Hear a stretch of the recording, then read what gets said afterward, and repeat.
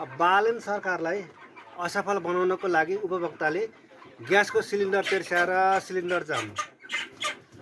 बालन सरकारलाई चाहिँ असफल बनाउनकै लागि उपभोक्ताले कुखुराको मासु नखाएर कुखुरा जाम। बालन सरकारलाई असफल बनाउनकै लागि अब कोल्ड स्टोरले कुखुरा नकिन्देर कुखुराको जाम। बालन सरकारलाई असफल बनाउनकै लागि दाना र चल्ला दिने डिपोले कुखुरा नउठाइदिएर कुखुरा जाम। बालन सरकारलाई असफल बनाउनकै लागि अब हामीले कुखुरा नबेचेर हाम्रो यो खोरमा त त्यही कुखुरा जाम हैन। अब 5-7 लाख डुबे भन्दैमा किसानले आत्महत्या गरौँ भने पनि यो कस्तो लाछी रहेछ भन्छन्। ल तपाईहरु नै भन्नुस् त, अब जुन सरकार आए पनि किसानको लागि के काम गर्यो त?